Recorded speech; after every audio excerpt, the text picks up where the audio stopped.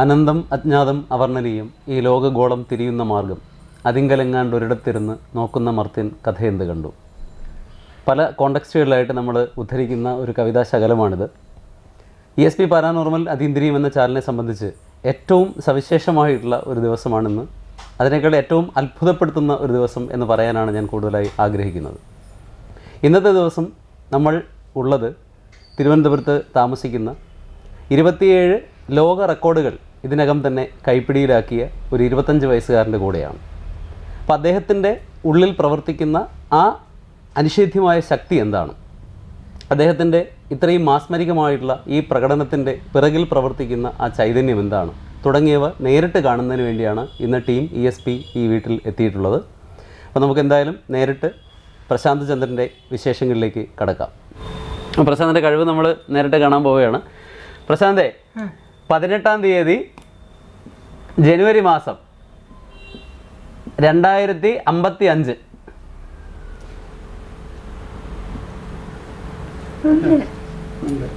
Monday എഴുതി കഴിഞ്ഞു. സെക്കൻഡുകൾ പോലും എടുത്തിട്ടില്ല എന്നുള്ളതാണ്. ഈ പ്രശാന്ത് എന്നത് ക്ലിയർ ചെയ്ത് കാണിച്ചു തരും.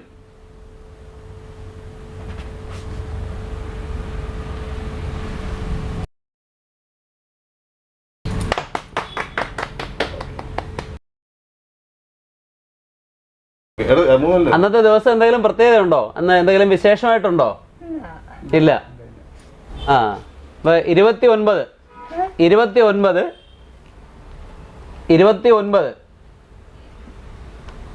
9-ാം മാസം 1975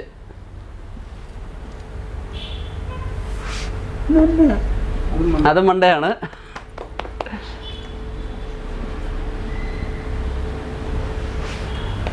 ആ, ഇനി അത് കാണിക്കുമല്ലേ കറക്റ്റ്?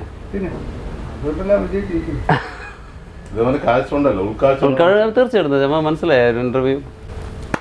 സൂപ്പർ. 12-ാം തീയതി നവംബർ മാസം 1975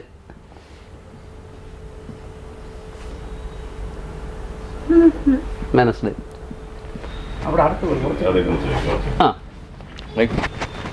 പ്രശാന്തേ, 13/2/1973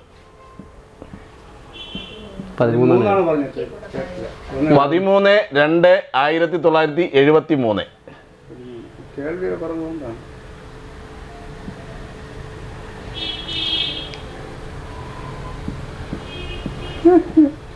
ട്യൂസ്ഡേ. വളരെ ശരിയാണ്. അടുത്ത വർഷം അടുത്ത മാസം എൻ്റെ ബർത്ത്ഡേ ആണ്. ഈ ദിവസം ഞാൻ ജനിച്ച ദിവസമാണ്. കൃത്യമായിട്ടും കറക്റ്റാണ്. അടുത്ത മാസം എൻ്റെ ബർത്ത്ഡേ ആണ് കേട്ടാ.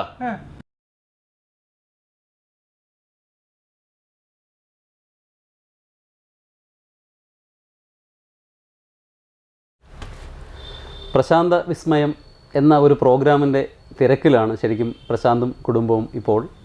അപ്പോൾ ശരിക്കും എന്താണ് ഈ പ്രശാന്ത വിസ്മയം എന്നുള്ള പ്രോഗ്രാം കൊണ്ട് അർത്ഥമാക്കുന്നത്, എന്തൊക്കെയാണ് അതിലൂടെ ലോകത്തിൻ്റെ മുമ്പിൽ വെളിപ്പെടാൻ പോകുന്നത് തുടങ്ങിയ കാര്യങ്ങൾ പ്രശാന്തിൻ്റെ അച്ഛനോട് നമുക്ക് ചോദിക്കാം. അദ്ദേഹം പറയും. പ്രശാന്ത വിസ്മയം എന്ന പ്രോഗ്രാമിന് പേരിട്ടത് ഒരു ഓർഗനൈസിങ് കമ്മിറ്റിയാണ്. പക്ഷേ എനിക്ക് ഈ ഒരു ഓർഗനൈസിങ് കമ്മിറ്റിയെ സമീപിക്കേണ്ടി വന്നു. കാരണം ഇത്രയും വലിയ ഒരു പ്രതിഭ ഈ വീട്ടിലുണ്ടായിട്ട്, അല്ലെങ്കിൽ നമ്മുടെ കരമനയിലുണ്ടായിട്ട് അപൂർവം ചിലർ മാത്രമേ ഇത് അറിയാവൂ. ഇപ്പോൾ ലാസ്റ്റ് 3 നാഷണൽ അവാർഡ് കിട്ടിയിട്ടും എൻ്റെ വീട്ടിലാരും വന്നിട്ടില്ല. ചെറിയ പത്രവാർത്ത മാത്രമേ വന്നിട്ടുള്ളൂ. ഇപ്പോൾ ലാസ്റ്റ് ഈ ഒരു സംസ്ഥാന അവാർഡ് കിട്ടിയിട്ട് പോലും ഇവിടെ ഒരു മനുഷ്യൻ ഒരു പ്രാദേശികമായിട്ട് ബന്ധപ്പെട്ട് എൻ്റെ വീട്ടിലാരും വരികയോ ഒന്നും ചെയ്തിട്ടില്ല. അപ്പോൾ അത് ഒരു ഹൃദയത്തിൽ കൊണ്ട ഒരു വേദന തന്നെയായിരുന്നു. ഇത്രയും 10-30 വേൾഡ് റെക്കോർഡ് വാങ്ങിക്കുകയും 3 നാഷണൽ അവാർഡ് കിട്ടുകയും ഏകദേശം ഒരു 30 നാഷണൽ അവാർഡ് കിട്ടുകയും ഒരു ഡോക്ടറേറ്റ് എടുക്കുകയും 300 പുരസ്കാരം നേടിയ ഒരു വ്യക്തി. എൻ്റെ മോനായിപ്പോട്ടെ ആരായിപ്പോട്ടെ ഒരു പൊതുസമൂഹത്തിനൊരു ബാധ്യത ഉണ്ട്.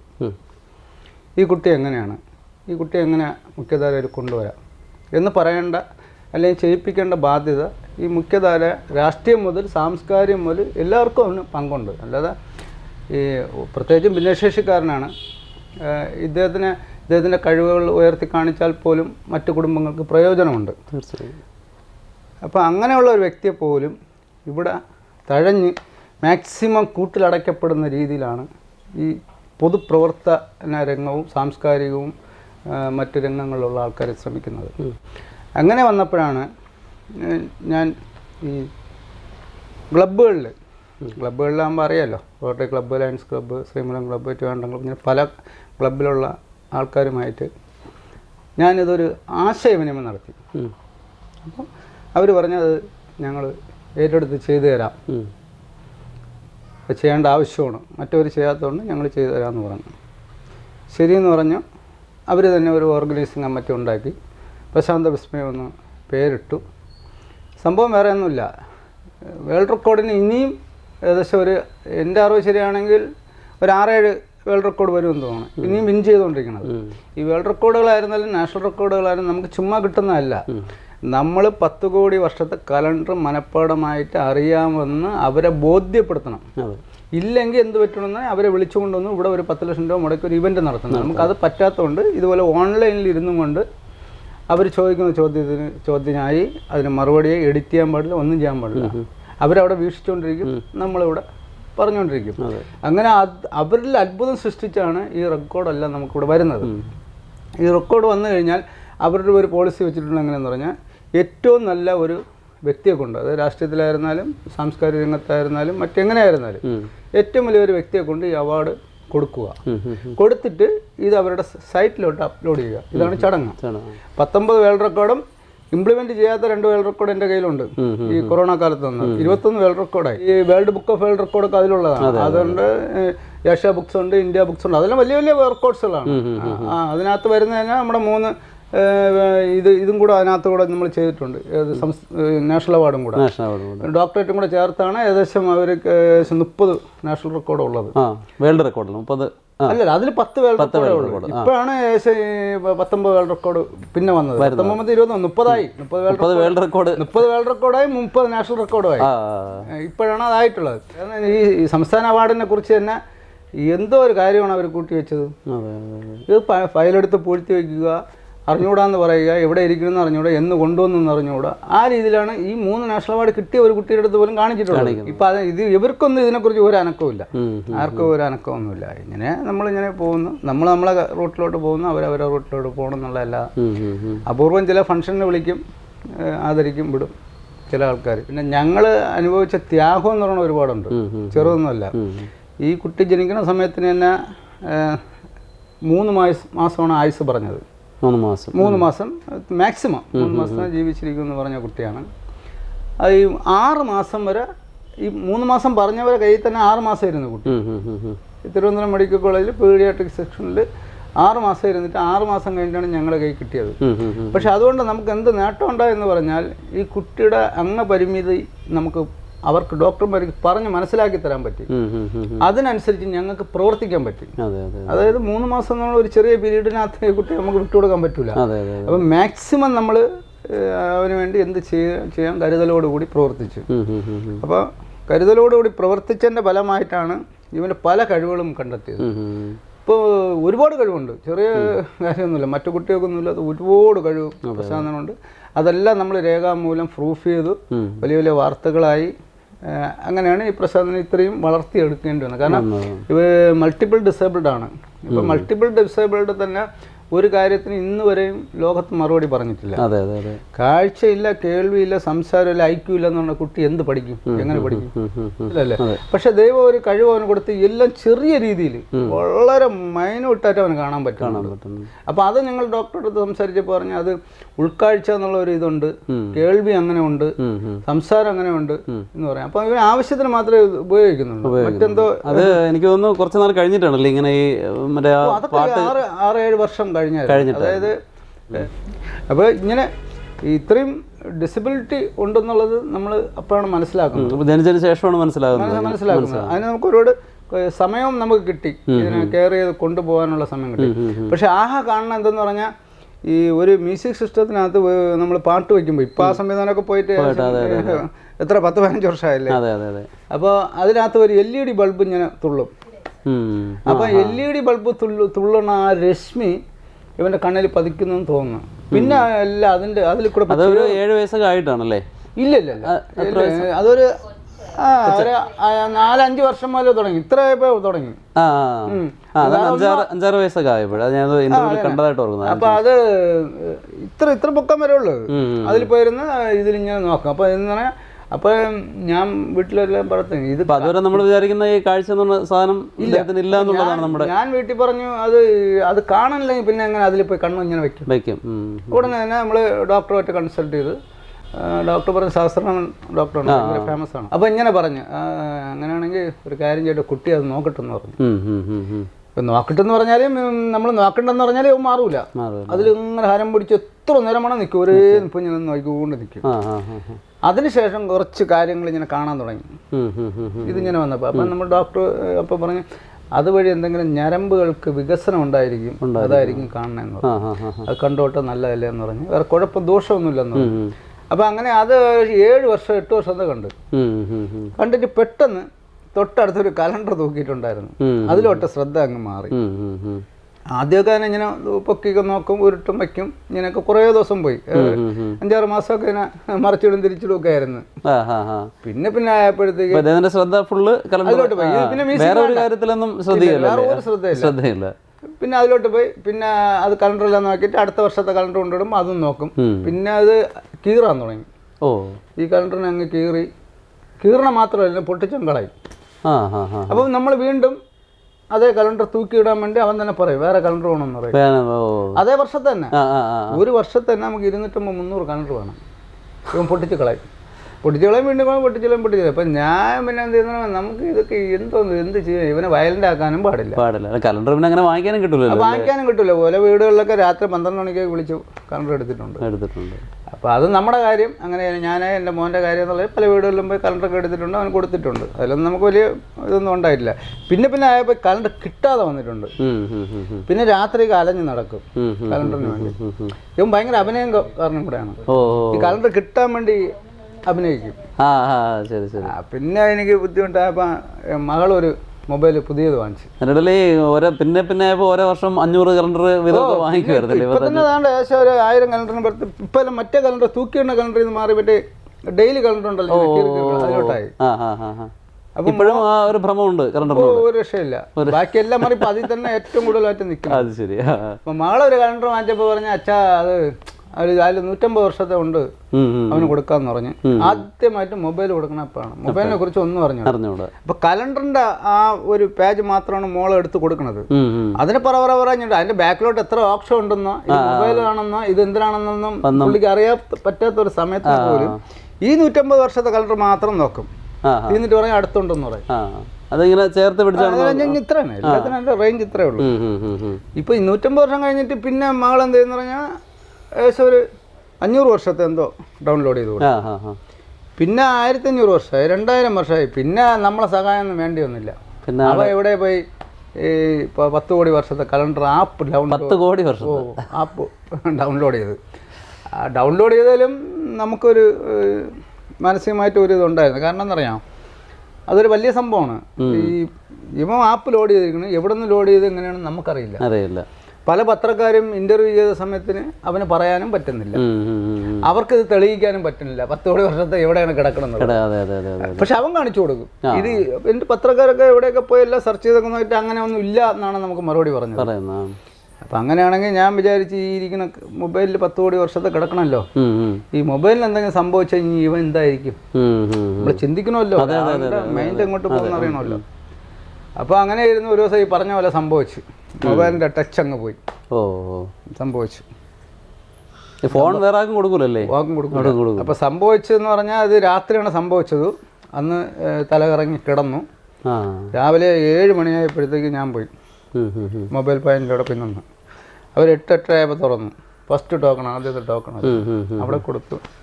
അവരാണ് ടച്ച് പോയി, ഡാറ്റ ഒന്നും കിട്ടൂല എന്ന് പറഞ്ഞു. പോയില്ലേ, കഥ തീരില്ലേ.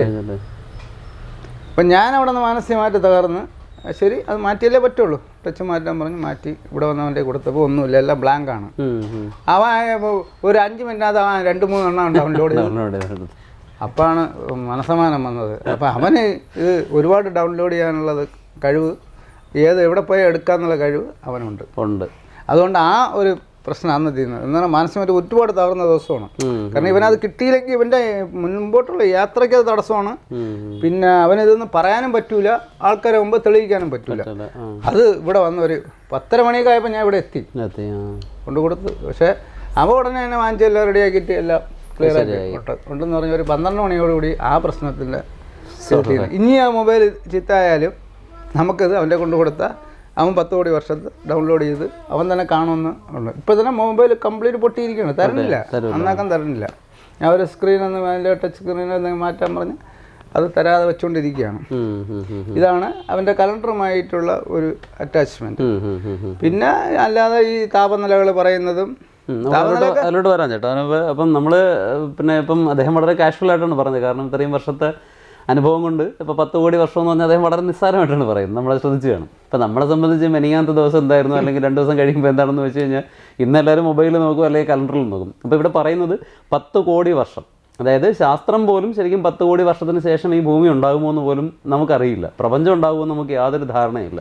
ഇപ്പോൾ ഈ അടുത്ത കാലത്ത് പിന്നെ അന്തരിച്ച സ്റ്റീഫൻ ഹോക്കിങ് അദ്ദേഹം തന്നെ പറഞ്ഞിരിക്കുന്നത് പ്രപഞ്ചത്തിൻ്റെ ആയുസ് വളരെ ചെറിയ രീതിയിലാണ് കണക്കാക്കുന്നത്. അപ്പോഴാണ് ഇവിടെ ഒരാൾ AD 1 മുതൽ അതിനുശേഷമുള്ള 10 കോടി വർഷം, അതിൽ ഏത് ദിവസം എന്ത് ചോദിച്ചാലും കൃത്യമായ കണക്ക് ഇദ്ദേഹത്തിൻ്റെ കയ്യിലുണ്ട്.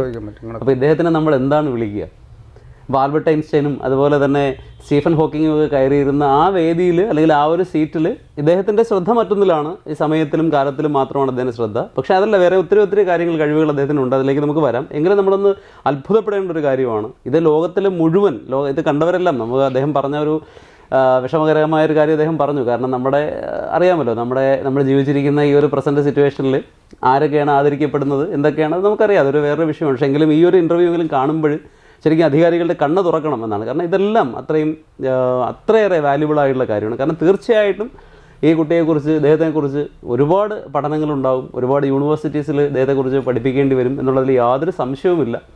അപ്പോൾ 10 കോടി വർഷത്തിൽ ഏത് ദിവസം എപ്പോഴും ചോദിച്ചാലും, അപ്പോൾ ഞാൻ മനസ്സിലാക്കിയത് ആദ്യം ഒരു 9 സെക്കൻഡ് സമയമെടുത്താണ് അദ്ദേഹം, 9 സെക്കൻഡാണ് കേട്ടോ, മിനിറ്റല്ല, 9 സെക്കൻഡ് സമയം എടുത്തിട്ടാണ് അദ്ദേഹം കറക്റ്റ് പറയുന്നത്. പക്ഷേ ഇപ്പോൾ ഞാൻ കേൾക്കുന്നത് ഏതാണ്ട് 1 സെക്കൻഡ് സമയം, 1-2 സെക്കൻഡിനകത്ത് നമ്മൾ ഏത് വർഷം കൊടുത്താലും അതിൻ്റെ എക്സാക്റ്റ് ആയിട്ടുള്ള ആ മാസത്തെ കലണ്ടർ കൃത്യമായിട്ട് അദ്ദേഹം നമ്മുടെ മുമ്പിൽ കാണിച്ചു തരും എന്നുള്ളതാണ്.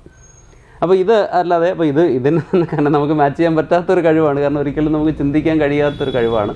അപ്പോൾ അതോടൊപ്പം പ്രശാന്തിൻ്റെ മറ്റ് ഒരു കഴിവാണെന്ന് തോന്നുന്നു ഈ പിന്നെ ടെമ്പറേച്ചർ പറയുക എന്ന് പറയുന്നത്. അപ്പോൾ അത് എങ്ങനെയാണ്? അല്ല, ടെമ്പറേച്ചർ ഇപ്പോഴും പറയും. ഇപ്പോൾ ചോദിച്ചാലും പറയും ഇവിടുത്തെ ടെമ്പറേച്ചർ എത്ര എന്ന്. ആ ലൈറ്റിൽ കൊണ്ട് കൈ വെച്ചിട്ട് വേണമെങ്കിൽ ടെമ്പറേച്ചർ പറയും. നാച്ചുറൽ വെയിലിൽ ഉള്ള ടെമ്പറേച്ചർ എല്ലാം പറയും. അതും ചുമ്മാ പറയുന്നതൊന്നുമല്ല. ഇവിടെ നമ്മൾ AC വെച്ചിരിക്കും. AC-യുടെ അവിടെ സ്റ്റൂൾ എടുത്തിട്ട് AC-യുടെ ത്രോ ഇങ്ങനെ കൈവയ്ക്കും, തിരിച്ച് വെയിലിൽ പോയി നോക്കും. ഇതെല്ലാം വീട്ടിനകത്തുള്ള പ്രോസസ്സിംഗ് ആണ്, വെളിയിൽ പോയിട്ടില്ല. വീട്ടിനകത്ത് വെയിലടിക്കുന്ന സമയത്തിന് ഈ 3:30-4 മണിയൊക്കെ ആകുമ്പോൾ ഈ സൈഡിൽ നിന്ന് വെയിൽ വരും. അവിടെ നിന്ന് ഒരു രാവിലെ ഒരു 8-8:30 മണിയാകുമ്പോൾ അവിടെ നിന്ന് വെയിൽ വരും. ഉച്ചയ്ക്ക് വെളിയിൽ ഇറങ്ങി നിന്നാൽ കൈ കാണിക്കാൻ പറ്റും. ഇങ്ങനെയല്ല കൈ കാണിക്കണം. ഇവൻ നിൽക്കണ കാണണം. നമ്മൾ നോക്കും, ഇങ്ങനെ തന്നെ കൈ വെച്ചുകൊണ്ട് നിൽക്കും. എന്നിട്ട് ഓടിപ്പോയി ഇതിൽ നോക്കും, അവിടെ നോക്കും. ഇതെല്ലാം നോക്കുകയും ചെയ്യും. എന്നിട്ട് നമ്മുടെ പറയും ഊട്ടിയിൽ പോകണമെന്ന് പറയും. അപ്പോഴും ഊട്ടി കൊണ്ടുപോകണം. അപ്പോഴും പോകണം. ചോദിച്ചപ്പോൾ എല്ലാവർക്കും അറിയുന്നുള്ള തന്നെ. അപ്പോൾ ഊട്ടി പോകണം, മൂന്നാർ പോകണം, പിന്നെ ബോംബെ പോകണം, ഡൽഹി പോകണം, കൽക്കട്ടയിൽ പോകണം. ഇവൻ പറയുന്ന സ്ഥലത്തെല്ലാം പോകുമ്പോൾ അത് എന്തിനാണ് പോകണം ചോദിക്കാൻ, അവിടെ -1, ഇവിടെ -7, ഇവിടെ -10 ഇങ്ങനെയൊക്കെ പറഞ്ഞുകൊണ്ടിരിക്കും. നമ്മൾ അവിടെ പോകുമ്പോൾ നമ്മൾ -1 നോക്കാൻ വേണ്ടി ഇപ്പോൾ ഊട്ടി പോകേണ്ട കാര്യമില്ല. എൻ്റെ മോളോടെ തന്നെ മൊബൈൽ എടുത്ത് നോക്കിയിട്ട് ഊട്ടിയിൽ എത്ര ടെമ്പറേച്ചർ നോക്കുമ്പോൾ ഇവൻ പറയണായിട്ട് കറക്റ്റാവും. ഇതെല്ലാം പറയുകയും ചെയ്യും. ഇത് വിദേശത്തുള്ളവൻ പറയും, എല്ലായിടം പറയും. അവർ 1/2% അങ്ങോട്ടും ഇങ്ങോട്ടും മാറി നിൽക്കും. ഇത്രയേ ഉള്ളൂ. അതിനുള്ള ഒരു കഴിവും അവനുണ്ട്. അതും നമ്മളിങ്ങനെ വെളിപ്പെടുത്തി.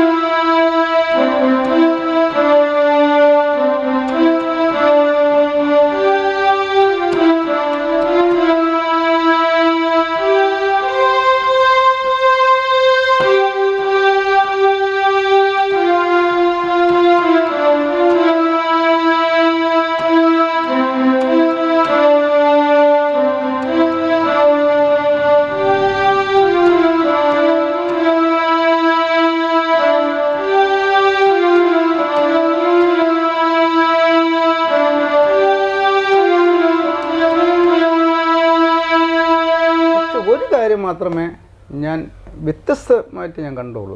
ഇപ്പം ഞാൻ കീബോർഡ് വായിക്കുന്ന എത്ര കുട്ടികളെങ്കിലും ഉണ്ടാവുമെന്ന് ഞങ്ങൾ സെർച്ച് ചെയ്ത് പല രീതിയിലും പല ബുക്സുകാരുടെ അടുത്തൊക്കെ ചോദിച്ചു. 5.5 ലക്ഷം പേര് ഭിന്നശേഷി കുട്ടികൾ മാത്രം ഇന്ത്യയിൽ കീബോർഡ് വായിക്കുന്നവരുണ്ട്. അപ്പം നമുക്കതിലെന്ത് അത്ഭുതം പറയാതിരിക്കൊന്നുമില്ല. പക്ഷെ ആരെങ്കിലും 10 കോടി വർഷത്തെ കലണ്ടർ പറയണവരുണ്ടോ? ശരി, വേണ്ട, ഭിന്നശേഷി വേണ്ട, നോർമലായിട്ടായിരുന്നു പിള്ളേർ പറയുന്നത്. അപ്പം അതുപോലെ ഈ പിന്നെ കീബോർഡിൻ്റെ നോട്ടുകളൊക്കെ വളരെ പെട്ടെന്ന് തന്നെ ഫാസ്റ്റായിട്ട് ഗ്രാസ്പ് ചെയ്തൊന്നും കേട്ടിട്ടുണ്ട്.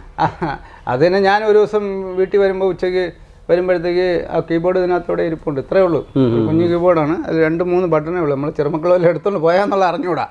എടുത്തോണ്ട് പോയാ എവിടെ ഉണ്ട്, എവിടെ വെച്ചിട്ടുണ്ട്. അപ്പോൾ അതിന് 4 ബട്ടൺ എന്തേ ഉള്ളൂ എന്നുള്ളൂ. സാരി ഗാമ ഫ ഇത്ര ഉള്ളൂ എന്ന് തോന്നുന്നു. ഇത്രേ ഉള്ളൂ. അത് 20 രൂപ വിലയുള്ളൂ. അത് ഒരു ബാറ്ററി ഇട്ട് കഴിഞ്ഞാൽ അത് ഇങ്ങനെ കുത്തി വായിക്കും. പക്ഷെ ഇവൻ നല്ല രീതിയിൽ നീ മത് പകരൂ എന്നുള്ളൊരു പാട്ട് വായിക്കണം. യമം ഒളിഞ്ഞിരുന്നാണ് വായിക്കണമെങ്കിലും നമ്മളെ ശ്രദ്ധയിൽ പെട്ടുകൊണ്ട് ഞാൻ പറഞ്ഞു, വൈഫിൻ്റെ അടുത്ത് പറഞ്ഞു, ഇവൻ ഞാൻ പാട്ടൊക്കെ വായിക്കണില്ലേ, അത് ആരെങ്കിലും പറഞ്ഞു കൊടുത്തിട്ടാണോ എന്ന് ചോദിച്ചു. ഇല്ല ഏട്ടാ, അറിയില്ല എന്ന് പറഞ്ഞു. ഉടൻ തന്നെ അത് നമ്മളൊന്നിനും സമയം മാറ്റി വയ്ക്കുന്നില്ലല്ലോ. ഉടൻ തന്നെ സ്കൂളിൽ വിളിച്ചപ്പോൾ എല്ലാ പിള്ളേരെയും ഇവിടെ ഒരു സാറ് വന്ന് ഈ കീബോർഡൊക്കെ പഠിപ്പിക്കുന്നു. ഉടനെ തന്നെ ആ സാറിൻ്റെ നമ്പർ കളക്ട് ചെയ്തു, സാറിനെ വിളിച്ചപ്പോൾ പ്രശാന്ത് കുറച്ച് കൊള്ളാം, കുഴപ്പമില്ല, മറ്റു പിള്ളേർക്കൊക്കെ വലിയ പാടാണ്, പ്രശാന്ത് സരിഗമൊക്കെ പറയും, ഇത് വായിക്കും എന്നൊക്കെ പറഞ്ഞു. അപ്പോൾ ഞാൻ സാറിനെ നേരിട്ട് പോയി കണ്ടു. അന്ന് തന്നെ ഒരു ദിവസം കൊണ്ട് തന്നെ നേരിട്ട് കണ്ട് അന്ന് തന്നെ വൈകുന്നേരം വലിയൊരു കീബോർഡ് വാങ്ങിച്ചിട്ട് സാറിനെ പഠിപ്പിക്കാൻ വരുമെന്ന് ചോദിച്ചു. വരാമെന്ന് പറഞ്ഞു. ഭുവനേഷ് നെൽവീതി എന്നാണ് അദ്ദേഹത്തിൻ്റെ പേര്. അദ്ദേഹം ഇത്തിരി തിരക്കുള്ള ആളാണ്. എങ്കിലും പ്രശാന്തിന് വേണ്ടി അയാൾ എന്തോ പ്രത്യേക ഒരു ഇതിൽ അങ്ങനെ പഠിപ്പിക്കാൻ വന്ന് നല്ല സപ്പോർട്ട് ചെയ്തു. എങ്ങനെയാണ് കുട്ടിയെ പഠിപ്പിക്കണമെന്നായി. അത് പഠിപ്പിക്കാൻ തോന്നിയ ഭാഗം അദ്ദേഹം പറഞ്ഞത്, ആദ്യം നമുക്ക് നോട്ട്സ് പഠിപ്പിക്കാം, എന്താണ് കീബോർഡിൽ പഠിപ്പിക്കേണ്ടത്, എങ്ങനെയാണ് അതിൻ്റെ പാഠഭാഗങ്ങൾ എങ്ങനെയാണ്, അതൊന്ന് പഠിപ്പിച്ച് നോക്കാം. അല്ലാതെ ചുമ്മാ പാട്ട് ചിലപ്പോൾ പഠിപ്പിച്ച് ചിലർ പാഠമായിരിക്കും, പക്ഷെ അതിൻ്റെ അടിസ്ഥാനപരമായിട്ടുള്ള കാര്യങ്ങൾ അറിയാൻ സാധിക്കില്ല എന്ന് പറഞ്ഞു. ഞാൻ പറഞ്ഞു അങ്ങനെ തന്നെ ആയിക്കോട്ടെ സാറേ, എന്തായാലും പ്രൊഫഷണൽ വലിയ രീതിയിലൊന്നും ആവില്ല, എങ്കിലും പഠിപ്പിക്കിട്ടെന്ന് പറഞ്ഞ് സാറ് എത്രയോ മാസം ഇവിടെ വന്ന്. അപ്പോൾ അതിന് ഒരു നോട്ട്സ് വാങ്ങിച്ചപ്പോഴത്തേക്ക് ഈ നോട്ട്സ് എന്ന് പറഞ്ഞാൽ കൊണ്ട് നടന്ന ലോകത്ത് ആർക്കും അറിയാൻ പറ്റില്ല. അത് വെറും വരകളാണല്ലോ, ഇതെന്താണെന്നുള്ള ആർക്കെങ്കിലും പറയാൻ പറ്റുമോ? ഞങ്ങൾക്ക് എൻ്റെ മക്കൾക്ക് ആർക്കും ഒന്നും മനസ്സിലായില്ല, പക്ഷെ പുള്ളിക്കാരന് മനസ്സിലായി. അവിടെയാണ് ഇതിൻ്റെ ഒരു ടേണിംഗ് പോയിന്റ്. സാറ് പറഞ്ഞ എങ്ങനെയാന്ന് പറഞ്ഞാൽ എല്ലാവരും 6 മാസം എടുക്കണ ഒരു ബുക്കൊക്കെ പ്രശാന്ത് ഒരു 2-3 ദിവസം കൊണ്ടാണ് വായിക്കുന്നത്. അപ്പോൾ എൻ്റെ വീട്ടിൽ എവിടെ വേണമെന്ന് നോക്കാം, 10-60 പാട്ട് പഠിച്ച വീട്ടിൽ ഒരു മ്യൂസിക് സിസ്റ്റം ഇല്ല. ഒരു മ്യൂസിക് സിസ്റ്റം പണ്ടുണ്ടായിരുന്ന അവൻ തന്നെ ഇതിനെ നശിപ്പിച്ച് കളഞ്ഞ്. ഇപ്പോൾ ഒരു മ്യൂസിക് സിസ്റ്റം ഇല്ല, പക്ഷെ അവൻ പാട്ട് വായിക്കുന്നുണ്ട്. പാട്ട് കേൾക്കാതെ വെറും നോട്ട്സ് ഉപയോഗിച്ചുകൊണ്ടാണ് പാടുന്നത്. പ്രത്യേകതയുണ്ട്. കാരണം ആദ്യമൊക്കെ സാറ് നോട്ട് പഠിപ്പിക്കാൻ വേണ്ടിയിട്ട് വരച്ചപ്പം ഓരോ നൊട്ടേഷനായിട്ട് വരച്ചാണ് ഇന്ന എ പഠിപ്പിക്കാൻ. പക്ഷെ പുള്ളിക്കാരൻ അതൊന്നും പഠിപ്പിക്കണം, അവൻ ഇങ്ങോട്ട് പറഞ്ഞു തന്നു. എങ്ങനെയാണെന്ന് ആർക്കും ഇതുവരെ സാർ എപ്പോഴും പറയും, എനിക്ക് എന്നെ ഇങ്ങോട്ട് പഠിപ്പിക്കുകയാണെന്ന് പറയും. പിന്നെ ഈ നോട്ട് വെച്ചിട്ട് വായിക്കാൻ പറഞ്ഞു കൊടുത്തു. ഈ നോട്ട് കാണുമ്പോൾ തന്നെ പുള്ളിക്കാരൻ പറഞ്ഞായിട്ട് വായിച്ചോണ്ട് സാറിന് പഠിപ്പിക്കേണ്ട ആവശ്യം. സാധാരണ എന്തായാലും നോട്ട് കഴിഞ്ഞല്ലോ, ഇനി ഇത് കഴിയിട്ട് നമുക്ക് പാട്ട് പഠിപ്പിക്കാം. ഒരു പാട്ടിന്റെ പകുതി എത്തിയപ്പോ സാറ് ചുമ്മാ ഒന്ന് പാട്ട് കേൾപ്പിച്ചു നോക്കി, ആ പാട്ട് വായിക്കുന്നുണ്ടോ നോക്കാം. പാട്ട് കേട്ടാലും വായിക്കും. അതുകൊണ്ട് സാർ എപ്പോഴും സാർ എവിടെയെങ്കിലും വായിക്കുന്നതിൽ തെറ്റുണ്ടെങ്കിൽ സാറിനെ വിളിച്ചു പറയും, സാർ ഇങ്ങനെയല്ല ഇതാണ് വരയ്ക്കാനുള്ളതെന്ന് വിളിച്ചു പറഞ്ഞു. അപ്പോൾ ഈ നൂറ്റാണ്ടിൻ്റെ അത്ഭുതം അല്ലെങ്കിൽ ഈ ലോകത്തിൻ്റെ അത്ഭുതം എന്നാണ് പറയേണ്ടത്. നൂറ്റാണ്ടിൽ അല്ലെങ്കിൽ ഇനി ഒരു നൂറ്റാണ്ടിൽ ഇങ്ങനെ ഒരു അത്ഭുതം സംഭവിക്കുമെന്ന് നമുക്ക് അറിയില്ല. അപ്പോൾ ഈ ലോകത്തിൻ്റെ അത്ഭുതമാണ് ഡോക്ടർ പ്രശാന്ത് ചന്ദ്രൻ. അപ്പോൾ നേരത്തെ പറഞ്ഞതുപോലെ അദ്ദേഹത്തിന് 30-ലേറെ വേൾഡ് റെക്കോർഡുകളുണ്ട്, 300-ലേറെ നാഷണൽ റെക്കോർഡുകളുണ്ട്, 3 നാഷണൽ അവാർഡുകളുണ്ട്. അപ്പോൾ ഇത്രയും ഈ ചെറിയ പ്രായത്തിനുള്ളിൽ നേടി ഇനിയും ഒരുപാടെണ്ണം വരാനുണ്ട്. ഒരുപാടെണ്ണം ഇങ്ങനെ അദ്ദേഹത്തിന് കാത്ത് നിൽക്കുകയാണ്.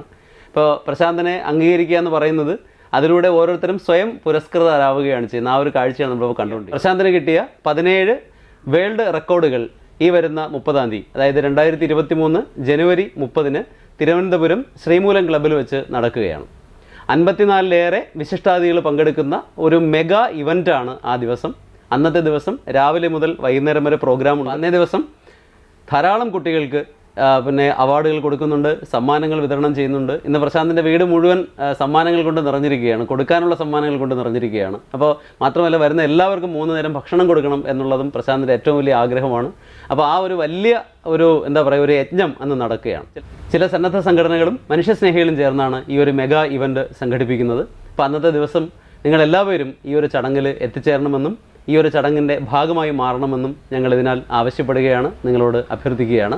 അപ്പോൾ അതിനെക്കുറിച്ച് കൂടുതൽ പറയുന്നതിന് വേണ്ടി ഈ ചടങ്ങിൻ്റെ ചീഫ് ആയിട്ടുള്ള ഓർഗനൈസർ നമ്മളോടൊപ്പം ഉണ്ട്. അദ്ദേഹത്തോട് ഈ പരിപാടിക്ക് വേണ്ടി ഇറങ്ങി തിരിച്ചതിൽ എനിക്ക് അതിയായ ചാരിതാർത്ഥ്യവും സന്തോഷമുണ്ട്. കാരണം വെച്ചാൽ ലോകത്തിൽ തന്നെ ഇത്രയും കമ്പ്യൂട്ടറിനെ വെല്ലുന്ന ഒരു മഹാനായ അത്ഭുത പ്രതിഭാസം ഉണ്ടെന്ന് നമ്മളുടെ നാട്ടിലും കേരളക്കരയിൽ തന്നെ തിരുവനന്തപുരത്ത് തന്നെ കരമേട സ്വദേശിയായ പ്രിയങ്കനായ ചന്ദ്രൻ സുബിത ദമ്പതികളുടെ മകനായിട്ട് ജന്മം കൊണ്ട ഇദ്ദേഹം ഈ ലോകം അറിയുന്ന ഒരാളായി മാറിക്കൊണ്ടിരിക്കുകയാണ്. അതായത് യൂറോപ്പ് കൺട്രീസുകളിലും വിദേശ രാജ്യങ്ങളിൽ പോലും പ്രശാന്തിൻ്റെ വിസ്മയങ്ങൾ കണ്ടുകൊണ്ടിരിക്കുകയാണ്. ഇനി ചിലപ്പോൾ തന്നെ നിങ്ങൾക്ക് ഈ പരിപാടിയിൽ ഇൻ്റർവ്യൂ എടുക്കാൻ പോലും ചിലപ്പോൾ പ്രശാന്തിൻ്റെ അപ്പോയിൻമെൻറ്റ് കാത്തു നിൽക്കേണ്ട അവസരങ്ങൾ, കാരണം അത്ര വിദേശ രാജ്യങ്ങളിൽ പോലും അറിയപ്പെട്ട വ്യക്തിയായിട്ട് പ്രശാന്ത് മാറുമെന്നുള്ള യാതൊരു സംശയമില്ല. അതിന് കണ്ടുകൊണ്ടാണ് നമ്മൾ ഈ കിട്ടിയ 17 വേൾഡ് പുരസ്കാരങ്ങളും 300-ൽ പരം പുരസ്കാരങ്ങളും നേരത്തെ കിട്ടിയ പുരസ്കാരങ്ങളെല്ലാം ഇത്ര ലഭിച്ച ഒരാൾ ഈ കേരളത്തിൽ ഇങ്ങനെ ഇരിക്കേണ്ട ആളല്ല. തീർച്ചയായിട്ടും ലോകം അറിയേണ്ട ഒരാളാണ്. അതിനുവേണ്ടിയാണ് ഞങ്ങൾ തുടക്കം എന്ന രീതിയിൽ അദ്ദേഹത്തിൻ്റെ ഈ അവാർഡുകളെ സമ്മാനിക്കാൻ വേണ്ടി ഞാൻ മുന്നിൽ വന്നത്. ഒരുപാട് സംഘടന, നിംസ് മെഡിസിറ്റി, സ്നേഹതീരം ചാരിറ്റബിൾ ട്രസ്റ്റ്, റോട്ടറി ക്ലബ്ബ്, നമ്മളെ ആൻറ്റി നാർക്കോട്ടിക് ഓഫ് ഇന്ത്യ, നമ്മളെ ലയൺസ് ക്ലബ്ബ്, ഒത്തിരി സംഘടനകൾ ചേർന്നാണ് ഈ പരിപാടി നടക്കുന്നത്. ഈ പരിപാടിക്ക് വരണവർക്കെല്ലാം ഭക്ഷണം കൊടുക്കണമെന്നുള്ള അദ്ദേഹത്തിൻ്റെ അതിയായ ആഗ്രഹമാണ്, ഈ പ്രശാന്തിൻ്റെ ആഗ്രഹമാണ്. അതാണ് നമ്മൾ നിറവേറ്റുന്നത്. അന്ന് ആ പരിപാടിയെ സഹകരിക്കാനോടെ ഈ നാടുകളിൽ എല്ലാവരും എത്തിച്ചേരുമെന്നുള്ള പ്രതീക്ഷ നമുക്കുണ്ട്. അതുകൊണ്ടാണ് ഈ പരിപാടി സംഘടിപ്പിച്ചത്. ഈ പരിപാടിയുടെ ഒരു ദൃശ്യാവിഷ്കാരമായിട്ട് നിങ്ങൾ വന്നതിന് നിങ്ങളെ അതിയായ സന്തോഷമുണ്ട്. തീർച്ചയായിട്ടും പ്രശാന്തിൻ്റെ വിസ്മയങ്ങൾ തീർക്കുവാൻ നിങ്ങൾക്ക് ഇനിയും വരും. പ്രശാന്തിൻ്റെ വിസ്മയങ്ങൾ നമുക്ക് കാണാം. നന്ദി, നമസ്കാരം. ഓക്കെ.